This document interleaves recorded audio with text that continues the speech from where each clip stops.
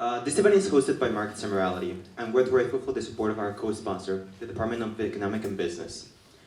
My name is Isaac Sandoval, a junior and first-year member of Markets and Morality, a group that, even though I joined recently, holds a lot of value and meaning to me. Markets and Morality has shown me the great importance of having discussions to pursue truth. It has helped me to voice my opinions more freely and helped me express myself more eloquently. For those who don't know us yet, Markets and Morality can be described as a book club, a discussion group, an environment that lets everyone share and discuss their thoughts, not just in economics, but in culture, morality, politics, all through the lens of Christian values. This to help us broaden our understanding and point of view in numerous topics. We host many events with different speakers and subjects to help share more of what our group is passionate about. Our guest speaker for tonight is Mr. Ishmael Hernandez, founder and executive director of the Freedom and Virtue Institute, whose mission is to promote individual liberty, self-reliance, and human dignity.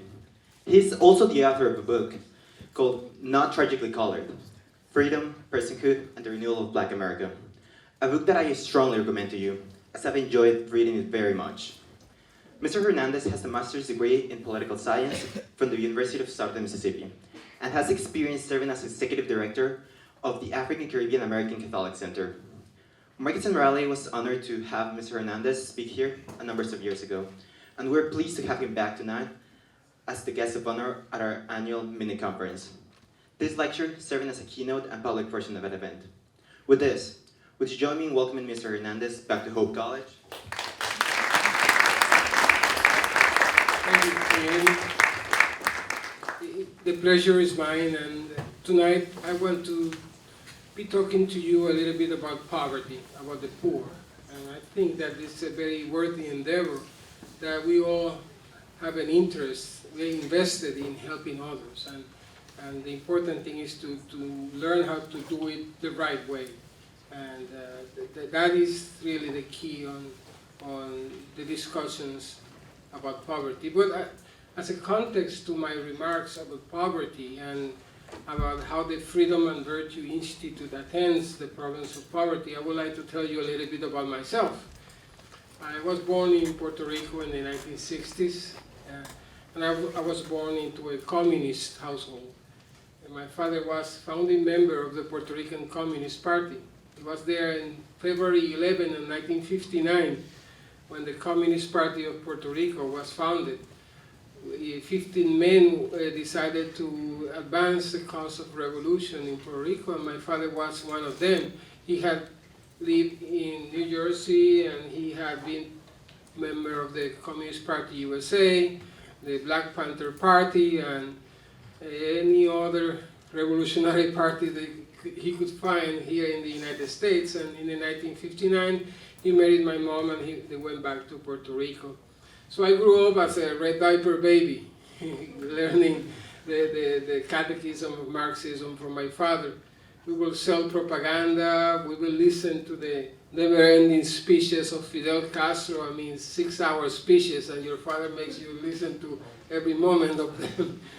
I will see him going constantly to Cuba, I never forget his harangues against Yankee imperialism and capitalism that were so funny to us, but not so much to the neighbors. And going to the never-ending meetings of the cell, communist cell meetings that were until the wee hours of the night. And many other times where I saw my father tell us that America was the enemy of the human race. And it was the sacred duty of any good and decent person to destroy America. And I believe him, he's my dad, you know. So I have many memories. For example, he will gather us in the living room of our home, and he will tell my mother, I will give the life of these 4 children we have at home for revolution. And she will start crying, and we will come and console her. But you know, deep inside of me, I wanted what my father was offering. It was intoxicating. It was this idea that we had this radical capacity to change the life through our activism, change reality through our activism. That one day our little party that was about 5,000 people, 0.003% of the population. We will conquer power and we will advance the revolution and we will bring heaven on earth. Without God, of course, because God doesn't exist. My father used to say that, God is the opium of the people that keeps you thinking on heaven while the capitalists are having a good time here on earth. That was his daily harangues. I also remember the night that my mother was crying again, and I remember seeing her burst out of the home in the middle of the night to speak with two men who were always very conspicuously in front of our home inside of a car. And I can still taste the fear I had in my soul. I probably was 8 years old, seeing her run out of the home to speak with these strangers in a very agitated way, not knowing that if mom was coming back or not.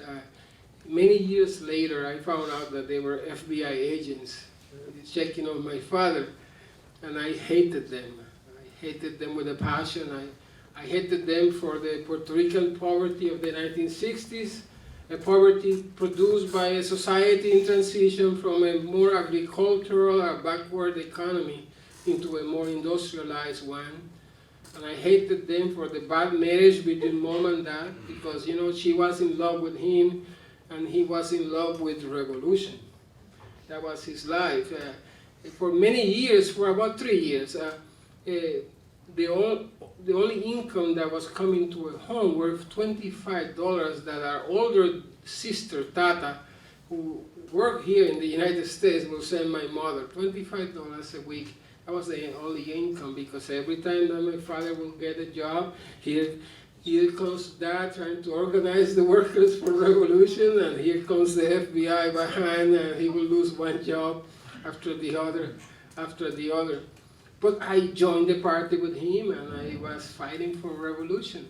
I brought with me today my father's FBI file containing 40 years of criminal activity, 2 court cases for terrorism, and a life dedicated to the cause of Marxism. I probably have my own file somewhere in the FBI. I never wanted to really find out. But let me read to you what he wrote many years ago in a letter to the governor of Puerto Rico. My father was always trying to get in trouble. He wrote the following: "Our struggle is the fountain from which will come the destruction of the capitalist institution. The function of our party is to lead that struggle and move it from the economic to the political sphere, from a war against particular groups into a war against the entire system, to bring about a complete economic and political transformation." That's what my father believed, that we will seize power and we will seize control of the state. And all of society collapses into the affairs and institutions of the state, and we will move society again into heaven on earth. At the same time, my mother was, a humble Puerto Rican woman of the 1960s. I remember she used to say, well, if he says we're communists, okay, we're communists. She really didn't care about politics. She only cared about how I'm going to feed these 4 children we have at home, and you cannot keep a job. But she also has some faith. And she will send my older brother and myself to go to Mass with friends without my father knowing about it. He would not have allowed it. And I developed a sort of double consciousness. Jesus and Marx, the revolution and the kingdom, all of that merged together. It was a very confusing time in my life. But I always say that my mom rescued me from a total collapse of my consciousness to Marxism, because there was that seed of faith that she instilled in me. My religion was revolution still. I went to the University of Puerto Rico to study political science, of course, because I wanted to intellectually defeat America. I had good grades, but I barely graduated because they almost expelled me a couple of times because of my revolutionary activities, and that was my life. But I had these inklings about God that were again planted by my mom. I always say that what was eventually a good Catholic and communist boy to do? Well, I joined the Jesuit order, of course. I decided to become a Jesuit because they were all Marxists. I said, well, this is the place for me. I can have my cake and eat it too. You know, I can be communist and I can be religious at the same time. So my father, who was an atheist, was jealous of me because he knew the Jesuits. You know? And so I did my first vows. After 2 years, I was going to be sent to Sandinista, Nicaragua. That was the heart of the revolution in the 1980s. None of you were born, I think. But in the 1980s, that was where the action for revolution was in Central America. Liberation theology was brewing across the continent because many young, intelligent priests prospective priests have gone to the universities in Europe. You know, liberation theology started not in the favelas and the barrios of Central America. It started in the great universities of Tübingen and Rome in Europe, and these priests tried to merge the ideas of Marxism with the ideas of Christianity, and then they went back to their countries in Central America preaching a new gospel, and I wanted to be part of that. I was going to be also in Sandinista, Nicaragua, the heart of the revolution. That's where the action was against Yankee imperialism. So I did my first vows, and I was going to be studying at the University of El Salvador, that is at the border between Nicaragua and El Salvador. And I was going to study under the masters of liberation theology, the professors who invented liberation theology.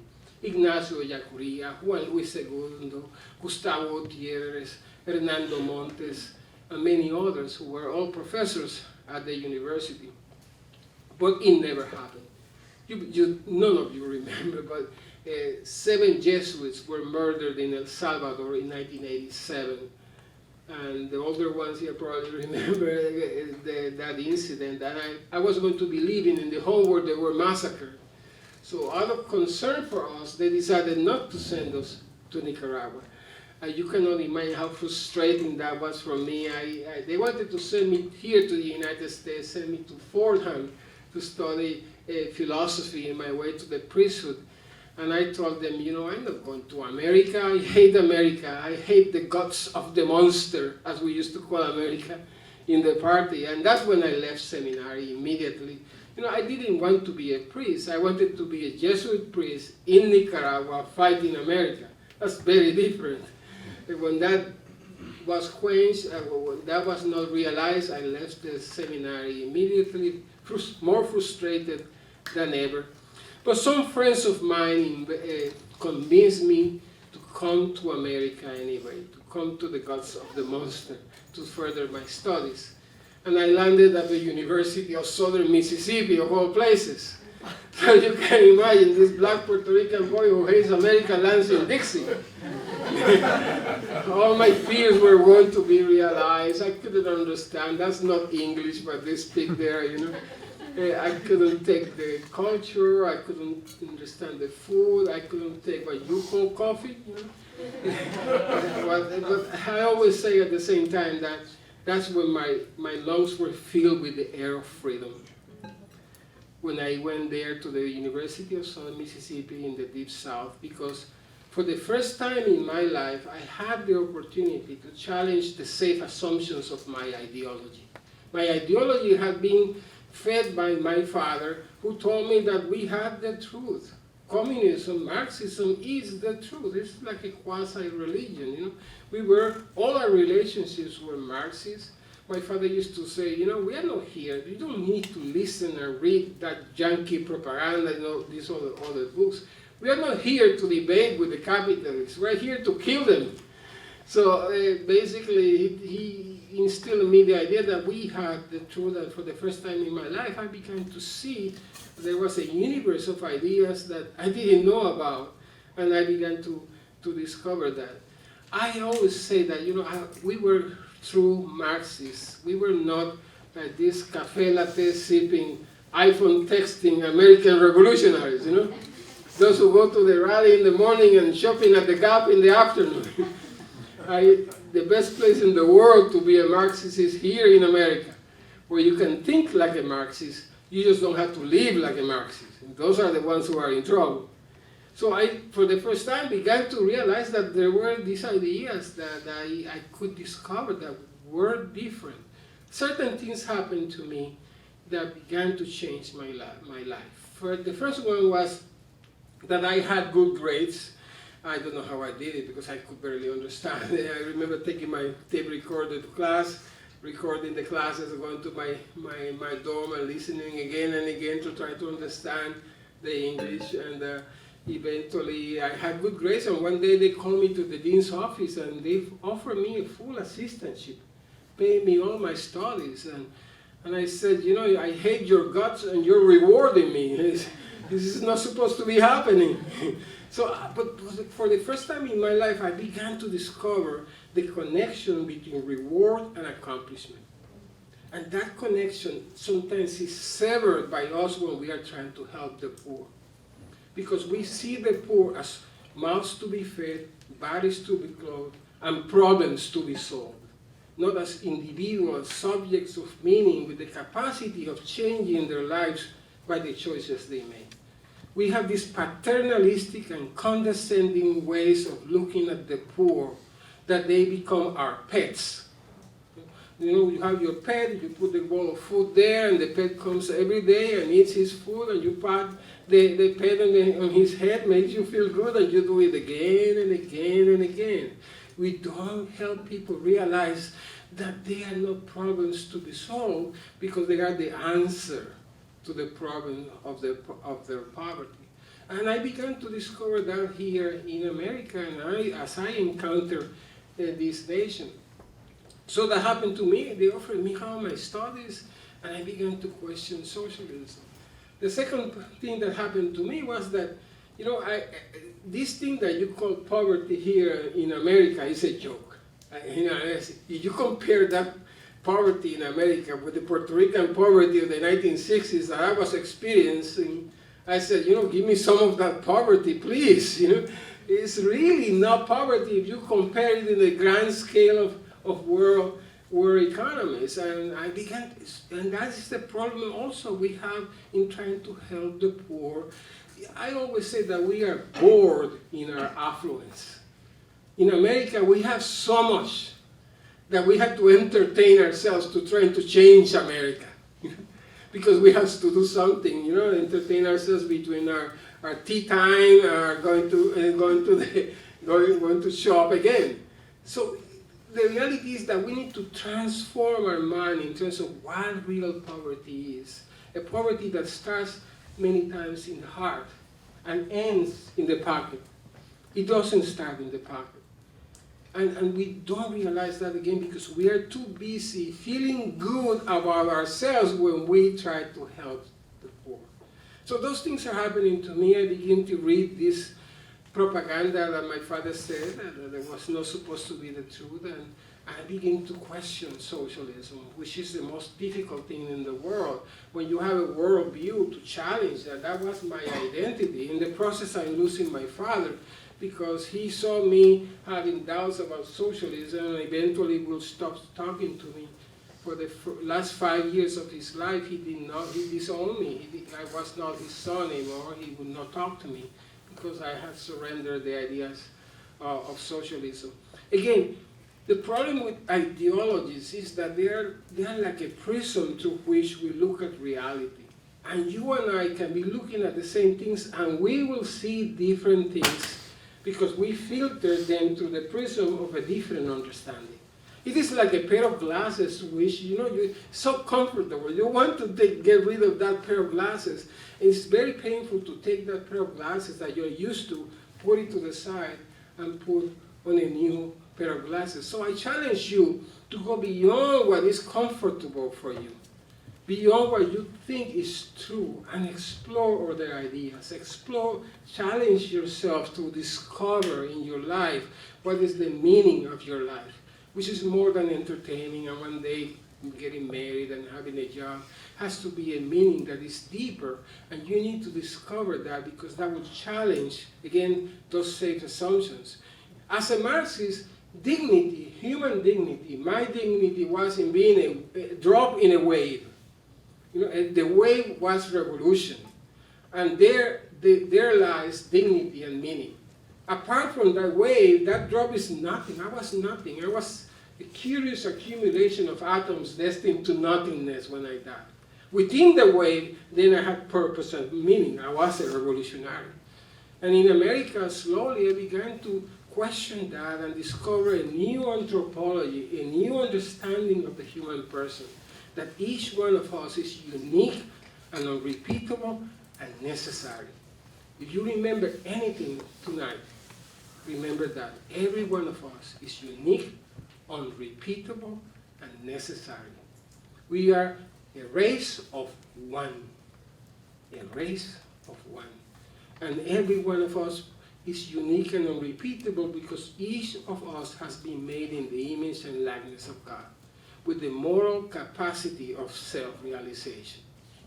And that is the truth about the dignity of the human person I began to discover. But as I come to America, losing a great personal cost, even my father, who at the end of his life, I found out that he was praying, thank God. He didn't want anyone to know. And he called me at the very end of his life, and we had a good conversation. And what he told me was, Ismael, I don't understand what you have embraced. I don't even accept it. But if that's what you believe, you better fight for it. Don't be a fence-sitter. And we have so many fence-sitters in America. We talk about faith and freedom. It means nothing, really. It means nothing. Faith is for Sunday mornings, and freedom is for the political campaign, because people want to hear the slogans. So you have to make those ideas alive and well. That's why I dedicated the Freedom and Virtue Institute to my revolutionary father, who, although the Freedom and Virtue Institute stands for a very different understanding of society, my father taught me the meaning and the value of living for something and dedicating your life to something, a cause that is greater than yourself. And that's what the Freedom and Virtue Institute is all about. We discover again that the poor need to be respected, not for us to be feeling sorry for them. You know what we do many times in our churches? Christmas is coming, and what we do? Well, we put a Christmas tree in the back, and the Christmas tree has a piece of paper, and the piece of paper has a name, and the back of the name has what the kid wants, And the next Sunday, you bring the bike to the church, and we have created this bureaucracy in the church, and they grab the bike, and they give it to the poor family. We have a transaction with the poor, We'll take care of you, but don't come too close. Don't bother me, And we have created this idea that really disrespects the poor. It's this transaction that alienates one from the other. That is not what compassion is. Compassion simply means to suffer with the poor. Literally means to suffer with the poor. But we don't want to suffer with the poor. We want to just have them more or less well-fed, but still in the bondage of dependency, and we are here justified and feeling sorry, feeling good about ourselves, how good we are. Especially Christians, I always tell them, there is one Savior, and it's not you. It's not your job to save the poor. Your job is to suffer with them, to be there with the one who suffers in a journey that they had to walk for themselves. And you are there with them. And when they're weak-kneed and faltering and going down, you come and you embrace them, you love them, and then you let them go. It is their life and their responsibility, not your responsibility. Respect the poor. Respect people. I always give this story. I have a daughter who, let me brag about her. She graduated 5.7 from a good high school GPA, and she was admitted to a university that will remain unnamed. And she was invited to, my wife is African American, she's black, the girl, we're covered, I tell you, we have everything that we need. she was invited to the scholars' night, and she was so proud of herself. And she went with my wife to the university event, and when they entered the room, they saw a sea of only black and brown kids. And they said, this is strange, there's only black scholars in this university, there are no white scholars. Well, lo and behold, she discovered that there were kids there with 2.3, 2.5. She said, well, it was just a gimmick to get those Negroes in the university. So the percentage of us will be there, so some bureaucrat will punch and get a good bonus for having us there. And she told me that they did not see me. They didn't see me. They saw the right color. And I don't want to go to that university because people are going to think that I'm here because I'm black, not because I work hard and I deserve to be here. And we do the same with the poor. We don't see the poor. You know, the label of poverty doesn't mean anything unless you know the name of that person in front of you. They remain invisible. And what happens is that we come to the poor already with a lot of assumptions built in that label. I know everything about you. If you're white, I know everything about you and I don't even yet know your name. Or if you're black, I already know everything about you and I don't even know your name there, because we make assumptions about the other based on the label we have placed on the other. You know what my daughter did when the next time she applied for college and they asked her for her race, she wrote, "None of your business." It's none of your business what my race is, but it has nothing to do with my application. Treat me as an individual person. Treat me as an individual. And that is what we need to do in trying to help the poor.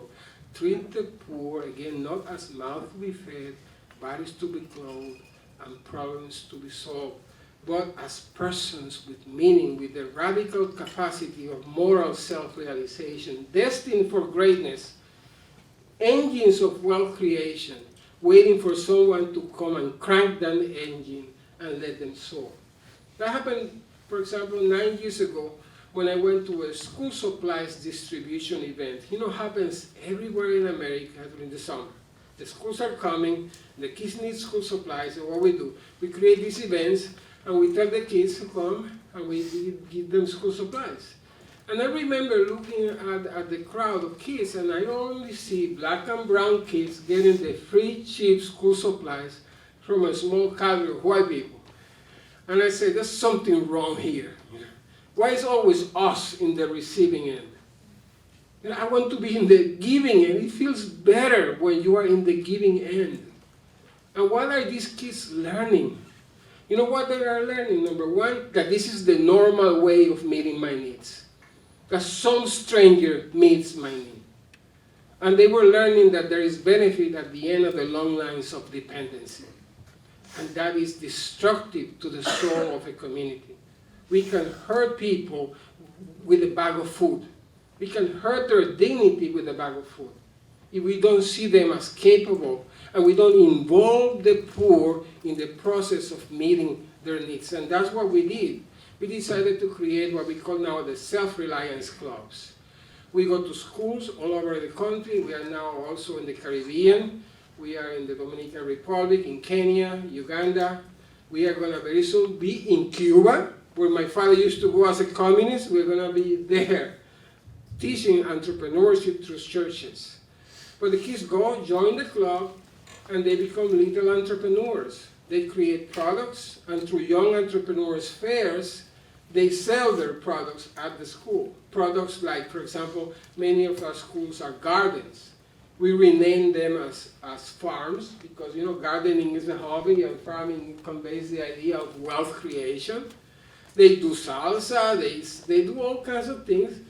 Products, they sell the products. The money goes to them. At the end of the school year, we go on a field trip to a bank, where we hand them their earnings, they open their own bank account, and now they can buy their own school supplies. You see, the need is met by them with ourselves as a support system. They are the protagonists of their stories of success, instead of remaining a scenery in the drama of our good intentions. But we want to be the protagonist. We instrumentalize the poor many times so we can feel good about ourselves. So now the needs can be met by them with our help. We are the scenery, they are the protagonists again of their own stories of success. But we did not do this in America, especially in the 1960s. I'm going to be generous and say that out of compassion and concern for the poor, in the 1960s, the state decided that what we needed to do was to intervene in the lives of people.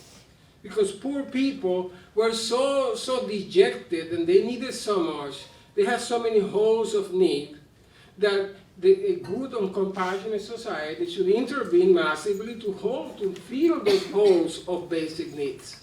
And once your needs were filled, then you had the inclination, the time, and the resources to engage in activities that will help you get out of poverty.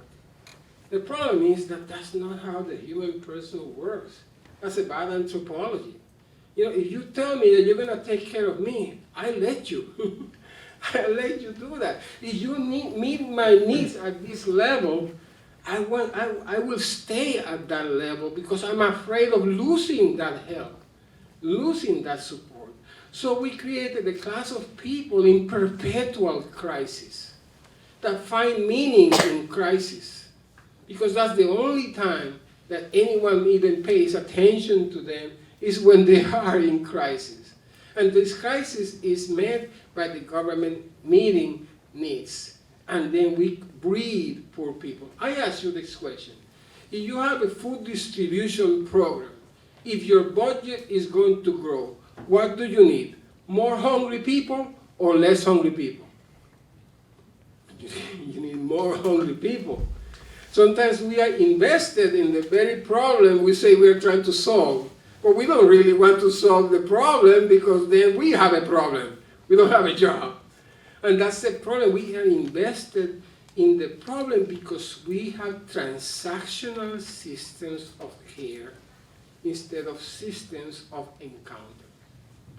That's the difference. Transactional systems of care first look at the empty hole of need. Then they look at your own program, and at the end, they look at the eyes of the poor, when it should be the other way around.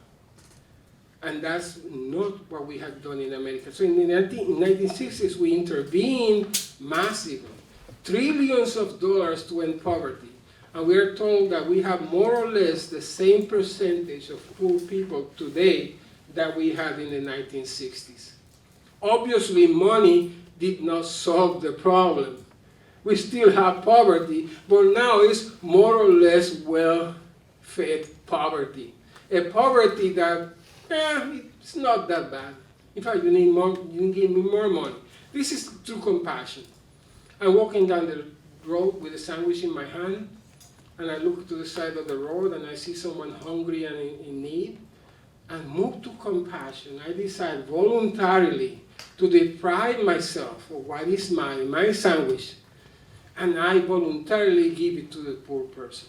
Suddenly, two strangers become brothers by an act of generosity. And the person who gave will give again because it was the right thing to do, it was his own choice, and it was feeling good in that order. In that order. And he will be generous again and again and again. And the person who receives feels gratitude. Thank you for doing this. You didn't have to do this. Maybe I'll change my life. I would like to do the same for someone else. That's true compassion. But this is what we have done in America. I'm walking down this road with my sandwich in my hands. I look to the side of the road. I see the hungry person. And before I can do anything, here comes running the government commissar. He snatches the sandwich from my hands, and he gives it to the poor person. This is a totally different scenario now. I am now resented that my property was confiscated from me and someone else did it. I am now resented also to the one who received my property. I take care of you, Don't come too close. You have to thank me, but not with an act of gratitude. This is because I'm so good.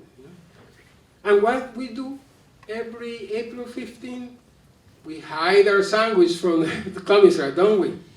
Every April 15, I don't see anyone hiring CPAs to pay more taxes because, those poor people need to be fed. We hide our sandwich from the poor. And what happens with the poor person? He doesn't feel any gratitude. The good commissar gave it to me. It must be mine. And you expect me to eat a sandwich without a drink. No, go back and take more from the same guy. So it becomes a cycle of dependency, never-ending cycle that perpetuates poverty and breeds poor people. Challenge that system. I know it doesn't feel that good. It feels good when you just bag a bag of food and give it to someone else. We don't think about the unintended consequences of our actions. And sometimes that's all you have to do. But how can you discover if that is the real need unless you have a relationship? You are guessing that the person needs something. There is a difference between a crisis situation of need, an authentic crisis situation of need, where the giver becomes the protagonist because through no fault of your own you cannot help yourself, and the condition of poverty itself. A crisis situation of need is different than the condition of poverty itself. The condition of poverty itself is solved only by the poor themselves, with our help, but only they can do that. In a crisis situation, if I see you bleeding on the side of the road, I don't come to you and tell you, hey, be self-reliant. No, what you need is an ambulance. Of course, in a crisis situation, you intervene. But that's not supposed to be the normal way of meeting the needs of the poor. But that is what we have done in our systems of care. And we Christians sometimes are the worst in doing it the wrong way. Let me give you a few tips as an ending on how to do this the right way. Remember this: when the systems we create reflect our nature, people prosper. I believe that wholeheartedly. It's from a good friend of ours from the Acton Institute. When the systems we create reflect our nature, people prosper. And what is that nature? We were made with reason and volition, reason and choice. That's part of our nature, as God intended. Reason that we can discover the truth. Reason that we can invent entire universes in our mind and make them to fruition. Think about this iPhone. Now we cannot live without that thing. It started in someone's mind, and now it's in our hands and has transformed our lives. So why is that? Because we reflect the nature of God, who is the creator. He is the Logos, reason itself. God doesn't reason, He is reason. But we dip our little cup of reason in the inexhaustible ocean of God's, the Logos, and we participate in the very life of God. And the same happens with volition, our capacity to make choices for ourselves. I can move myself in this direction or in the contrary direction by my own act of volition. And I can put my hands in the dirt of the earth and I can recreate my environment. I become a co-creator with God Himself by creating value. And that's what capitalism, that's what the free economy is. I put my hands in the dirt of the earth with the sweat of my brow and the intelligence that God gave me, and I create value for others. And the value comes my way in the form of profit. That's not what it is. I create value for others, value comes my way. And if we impede that process out of emotion, we hurt people because they don't discover that they have this capacity of moral self-realization. And I finish with this example of the black community in America. One of my joys is to speak often with African Americans who are very old, especially men. And two things always come from those encounters. Number one, they hate the segregation. Of course, who wouldn't? Who wouldn't hate a system that was invested in the perpetuation of my oppression? But something also comes from those discussions, and is that they also long for the days of segregation. And you know why? Because the little they had, they built it themselves. The little they had, they built it themselves. And the society, the community was poor but strong, ironically. It was poor but strong at the same time because they bound together. They helped each other. And they had proud in their accomplishments. And there were two communities that sustained them in those days. One was the family. You needed your family. Because if you didn't have your family, then you didn't have a support system. You know, today, 70% of black kids are born out of wedlock. I don't care how many billions of dollars you put into government programs. If the family is destroyed, so is the nation. And it's not a black issue. In my community, Puerto Rican is 75%. And in the white community that didn't have to suffer what the black community had to suffer, is over 30%. This has nothing to do with race. Nothing. But the family was one of those communities that was strong because you depended on the family. And the second community that was strong was the church. You will go to your pastor and the pastor will tell you, I'll help you, but I better see you on Sunday. You better treat that woman right. You better stay in the straight and narrow. You know, there was a moral expectation attached to the gift. And that kept the community strong. But as I said before, then here comes the government commissar with a computer asking you, what's your name, what's your social, here's your check. Here's your reward for your poverty. And now you think you are free because you have a check in your hand. And then you don't have to listen to your family, and you don't have to listen to your pastor. You have more money, and the community is worse, not better. Because poverty starts here in the soul, ends in the pocket, not the other way around. So the systems we create, if the systems we create reflect the nature of the human person, people prosper. So we have to do with people, not for people. Remember that. Do with people, not for people. Because when you do it for them, then you are not respecting their dignity. And many times that's what many nonprofits do. You enter through this door and all your needs are being met and you exit the other door. And what is there for you to do? You pay my bills, you give me food, you give me more, you pay my housing. Turkeys are flying all over the place during Thanksgiving. You give me the toys for Christmas. Why bother getting out of poverty? All my needs are being met by someone else. You just keep things as they are. Poverty has become a lifestyle. The safety net has become a hammock. And people go to sleep on that hammock. Why is that? Because don't blame the poor for that. It's because we have created systems that perpetuate that and create the incentives. Never blame the poor for their poverty. We need to blame ourselves, especially Christians, because we surrendered our responsibility toward each other and we deposited those responsibilities in the manacles of the bureaucracies of the state. And now we blame the state because they don't do a good job. Of course they don't do a good job. They're not supposed to be doing this. It's supposed to be done by us.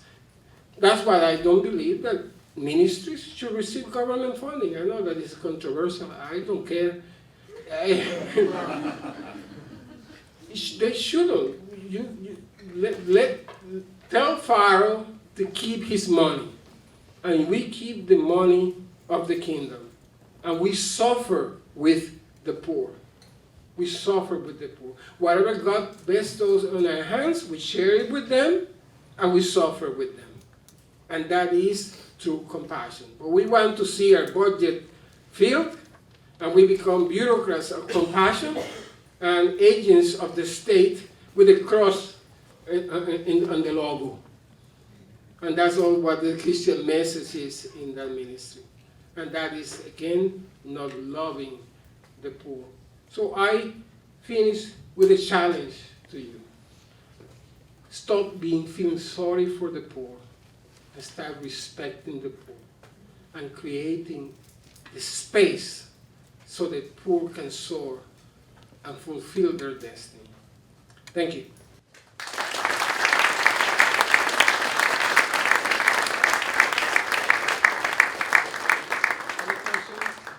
Any questions?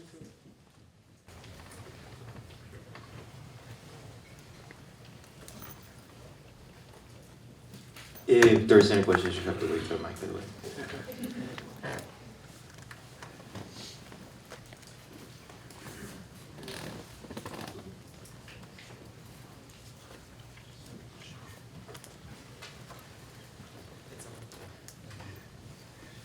Thank you. That was a good talk. Okay. How can we build, or how can the government build systems to build up those communities so that they can work for themselves and that there's not so much holding those people down, like crime and whatnot? How can the government build the community rather than just like funding the individuals? Yeah.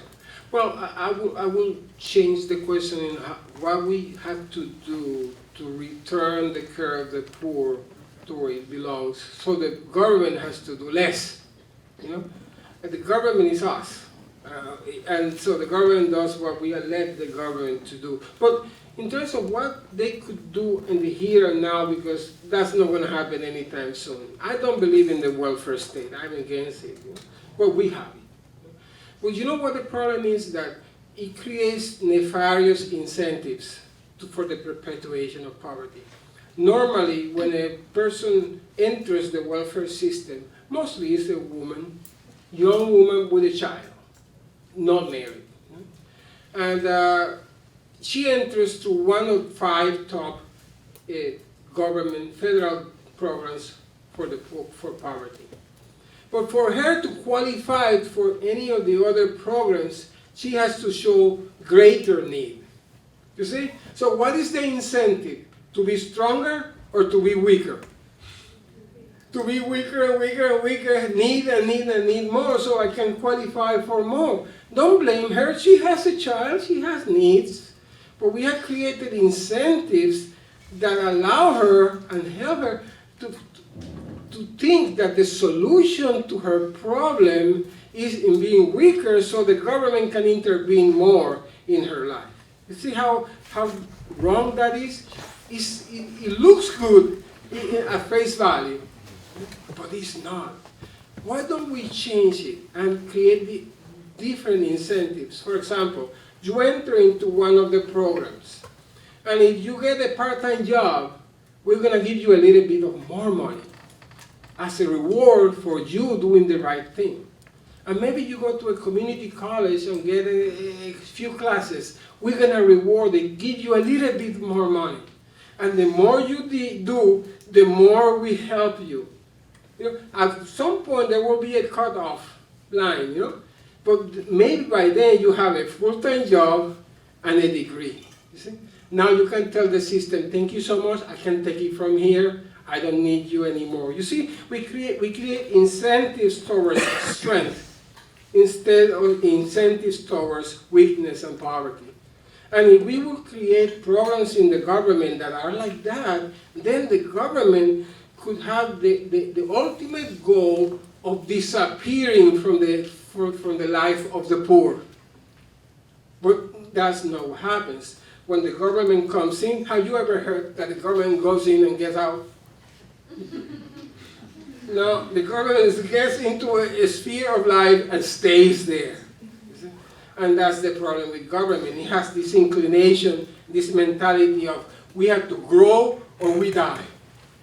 That's the mentality of the government. And not only that, you have to create the illusion that the problem is worse every year. Have you ever heard any of these non-profits telling you, you know, we need less money from you this year. We were so good last year fixing the problem that you can give us less money this year. It's always more and more and more, and more taxes and more taxes.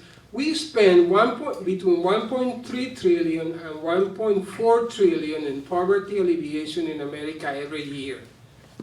And that's between the government, the states, and the nonprofit system. Only 3 governments in the world, the entire budget of the whole country is that amount.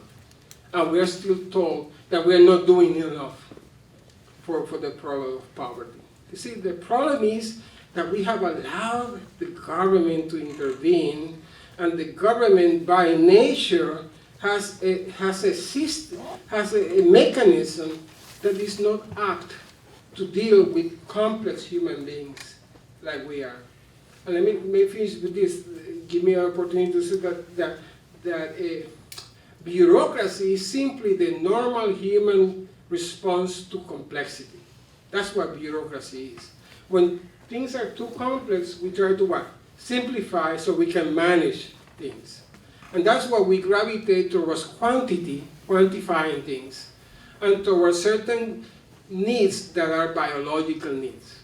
Like, I know that you need food, and I can count bags of food. You see how we gravitate towards those needs, but the more existential needs of the human person, those cannot be quantified. And those are difficult to tackle. And those need encounter. But the government cannot do that. You know?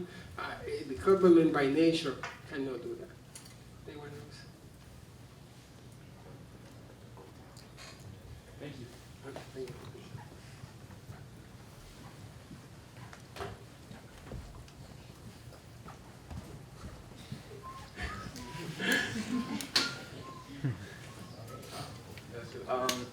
Well, I had a question because you made some points. Yes. And as someone who hasn't grown up in the States, I'm from Latin America.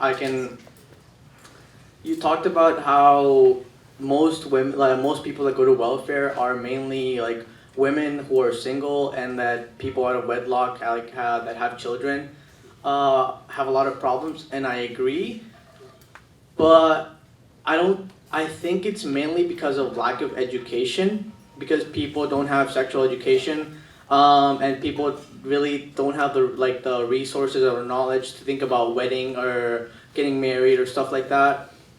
But also people I don't think people like being poor. I think they like being comfortable and staying like in the place that they've known all their lives.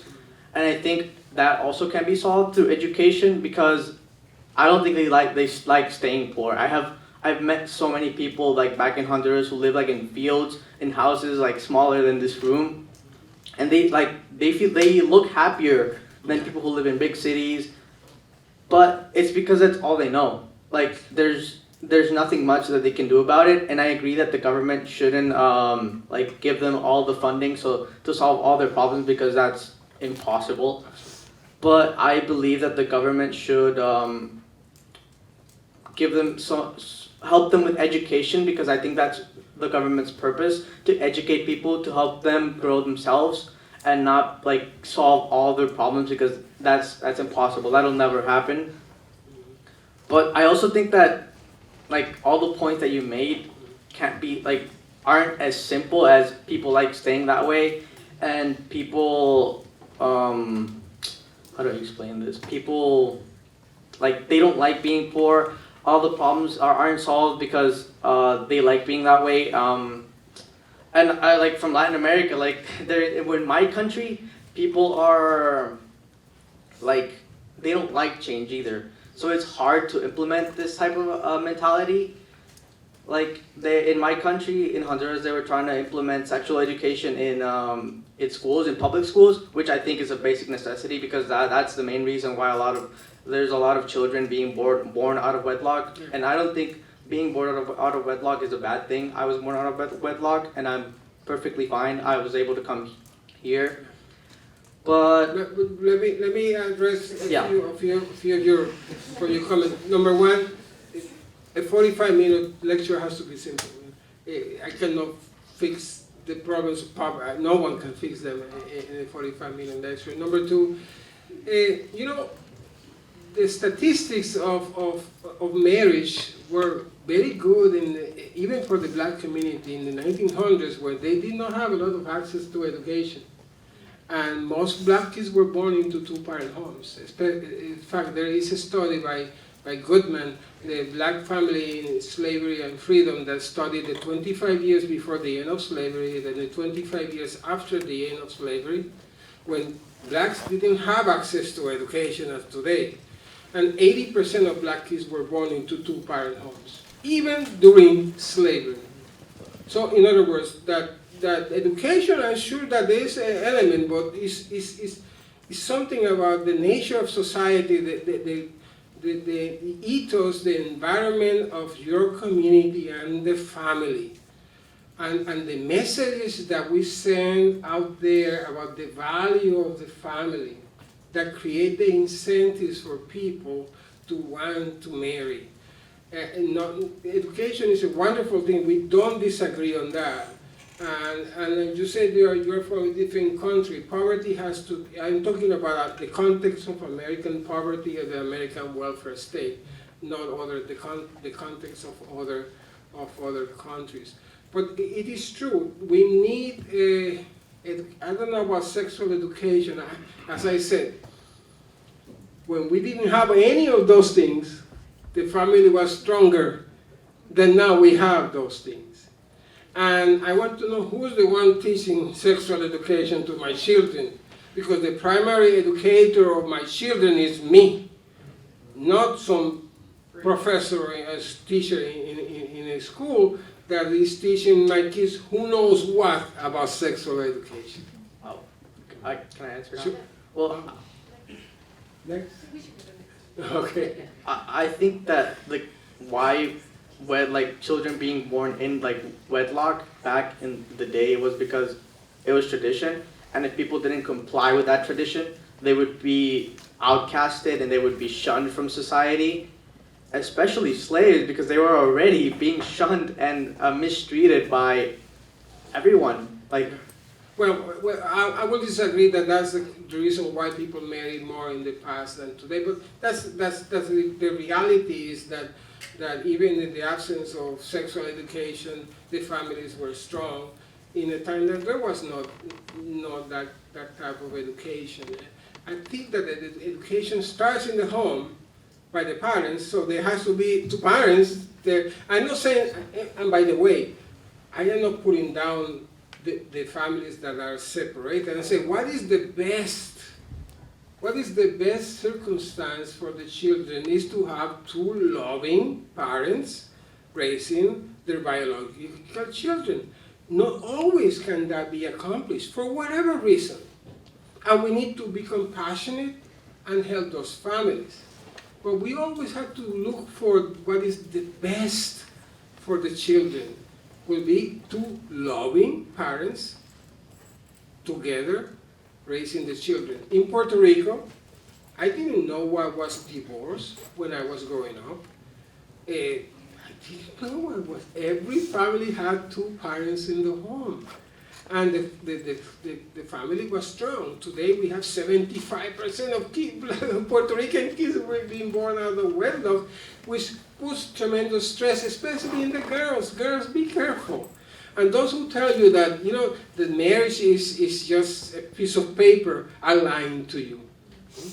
It's more than a piece of paper. Studies tell us that men and women who live together and they are not married make less money, even with both of them working, than husband and wife married living together. And you know why? Well, there is what sociologists call the marriage differential.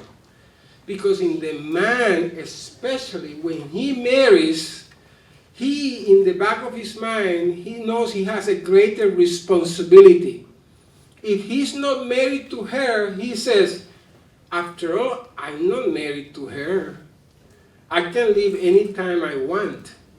And most of the time, the one who leaves is the guy, and the one who stays with the children is who? Is the girl. Isn't that, am I making that up? It's true. And then who's gonna suffer? Who's the one asking for child support most of the time in Just Judy? It's not the guy, it's mostly the girl. And the reality is that there is something about marriage, so it's not just a piece of paper.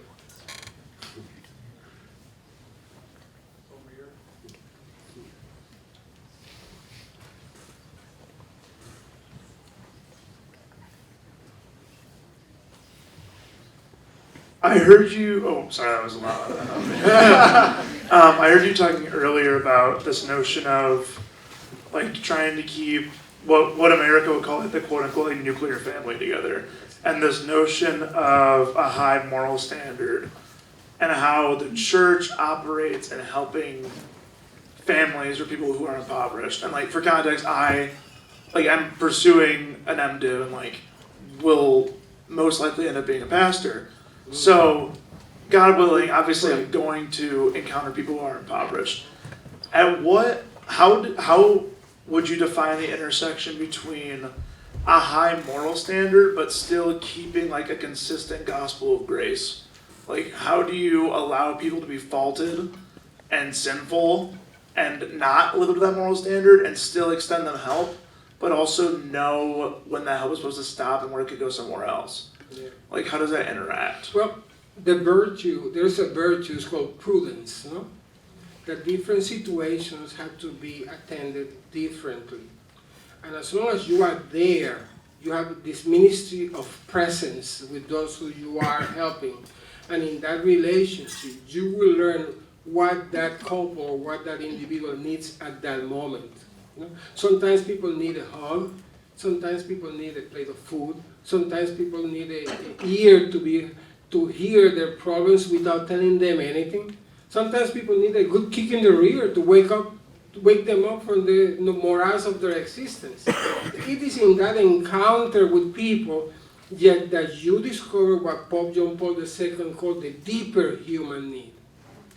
And the deeper human need is the one that will give you the information to know how to act in a specific circumstances without surrendering your convictions at the same time. There is no dichotomy between loving the one who needs love and challenging the one who needs love also to live up to a higher standard. They are not in contradiction with each other. But the only way that you will fail is that if you just go to a pulpit and tell people what to do, and what you do not have an encounter and a lived experience with that person. That is the key, the encounter.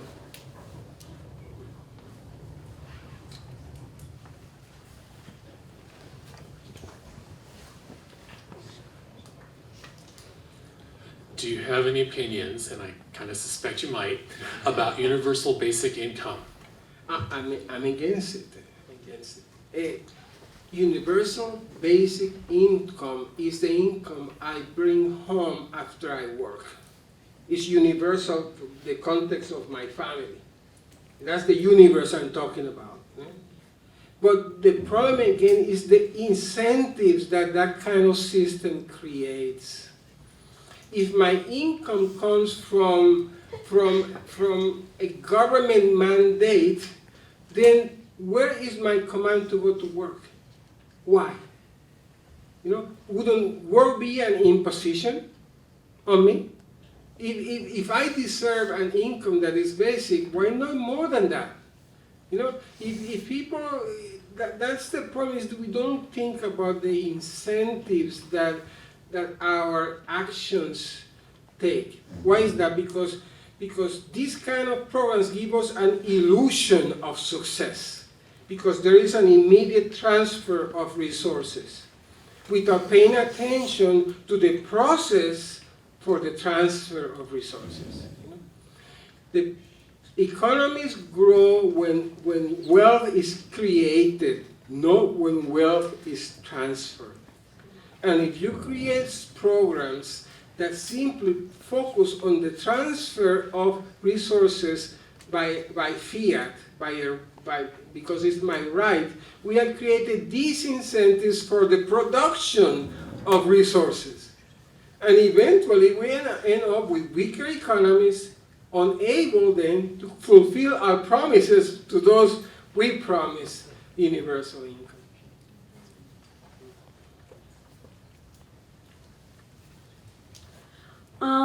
I have a question on how could we really sit down and suffer with them and do with them instead of doing for. So like in the sandwich situation, let's say, we give them the sandwich, it's meeting their basic needs, and then, they may not feel motivated to do anything else from that.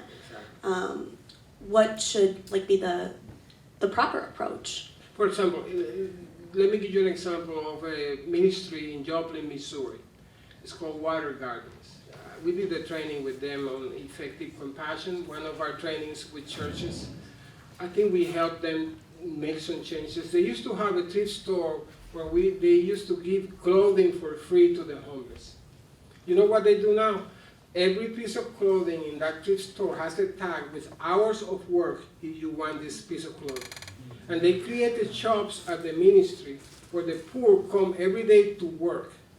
And at the end of the day, they can shop at the ministry because they earn the right to shop at the ministry. You see how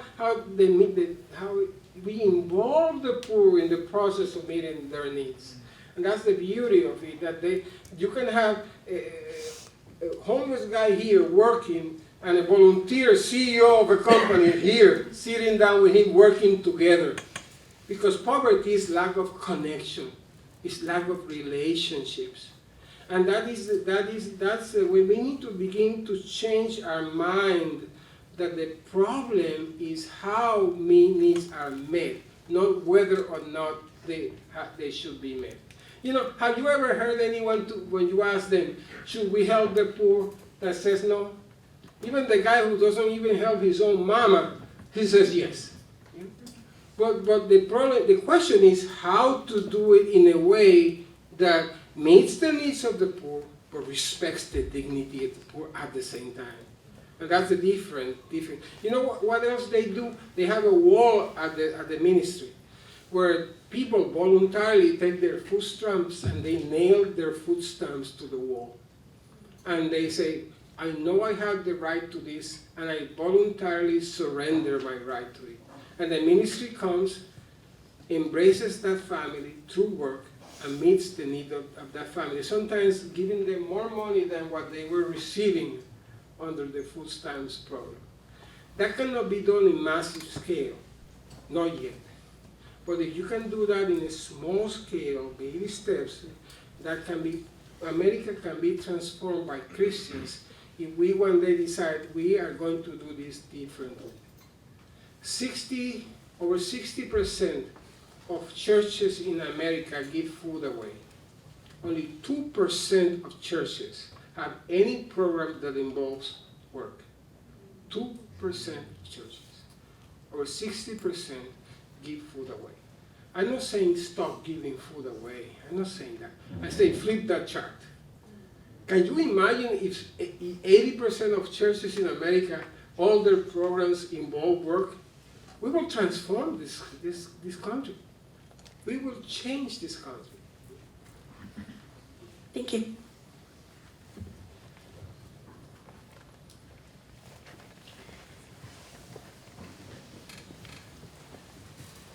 Hello, thank you.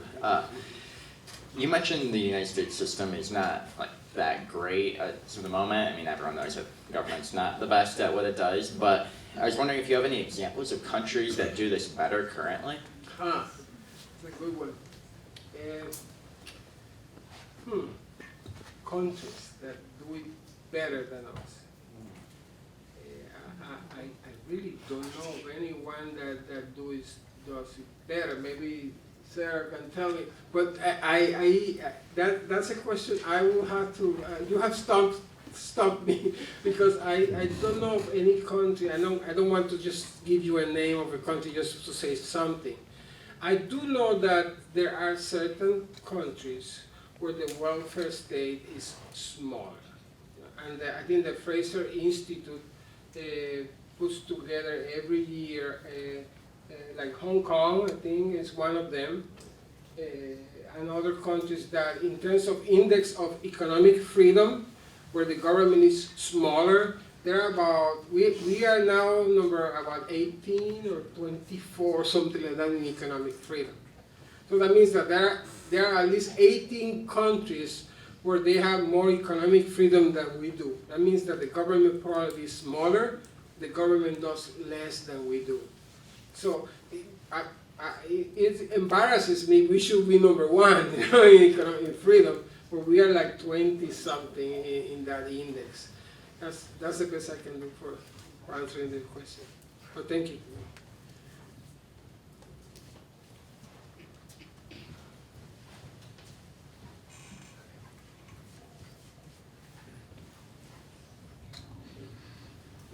Hi, thank you. So another issue that goes, not always, but along with poverty is drug use.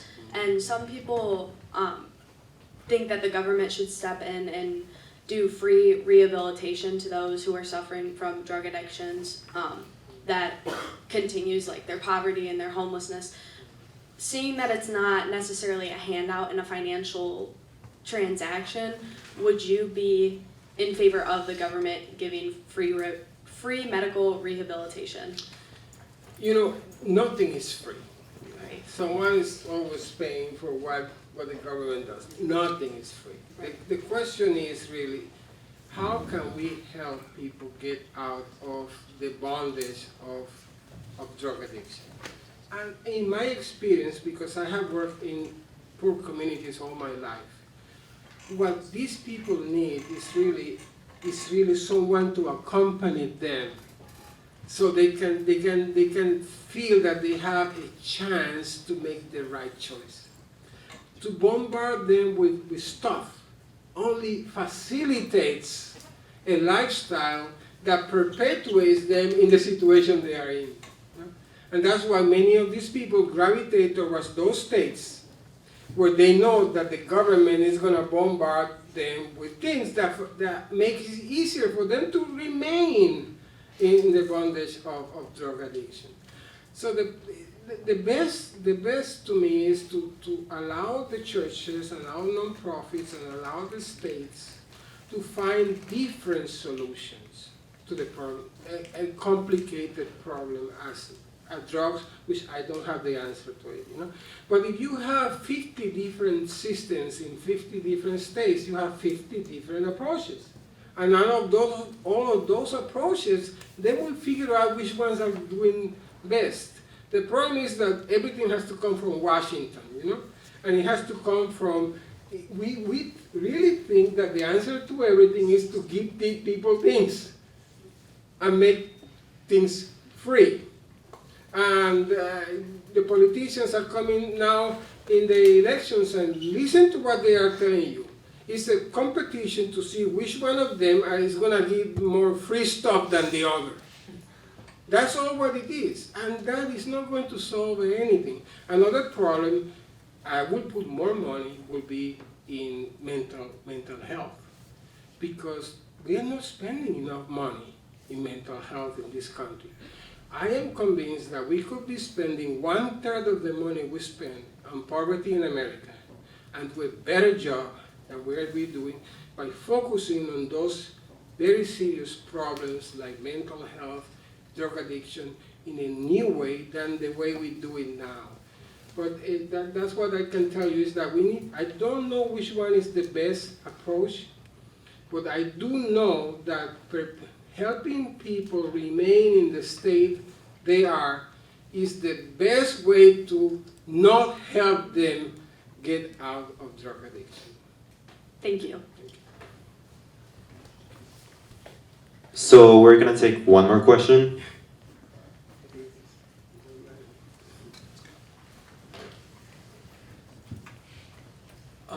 So thank you for the talk, first of all. Thank you. You did talk about the fact that we shouldn't give people money, but help them with their walk of life. how would that look? Like, would you change the allocation of funds from giving it to the people to making like some programs, some government-funded programs to help the people? Would you think of more of like a association built in the communities by people of the communities? What would that look like? I was referring more to the question of the gentleman, a universal income. That's a very specific proposal that says that a check will be sent to your house, every household in America, to sustain this. And that is in addition to all the welfare programs that we have in America. Think about that. That's not a substitute to the welfare state. No one is saying that it's a substitute. It's in addition to what we are already doing. We'll send a check to every household in America. That's the kind of problem I have. I don't have a problem in certain circumstances, in certain families that really need the help, Let the states come with different approaches to do that, but sometimes people just need a little bit of cash. But we need to create a system that creates the right incentives. We tried that in the 1990s when we were requiring work for those who were in the welfare state, in the welfare programs, and poverty went down. Poverty actually went down during those years. But we went back again to the same system that we had before. So I am not saying never help someone that is in need. As I said before, there is a difference between a crisis situation of need and an authentic crisis situation of need, where you give, and the condition of poverty itself. But the problem is that the systems we have created families in perpetual crisis. You know why? Because they know that it works to be in crisis. My needs are being met. People are paying attention to me. Resources are coming my way. So they find meaning in life by creating crisis, because that is the only time that anyone notices me. Think about that for a moment. That the only time that someone notices you is when you are in crisis. That is a desperate situation. It shouldn't be. And that's not the answer. Money is not the answer to poverty. The encounter of people who love each other and find new alternatives to the old ways that we have done until now is the answer to poverty. I know it's not simple. Of course, it's not a simple situation. I'm just telling you the general direction that we should be gravitating towards involving the poor in the process of meeting their needs. Thank you so much for listening.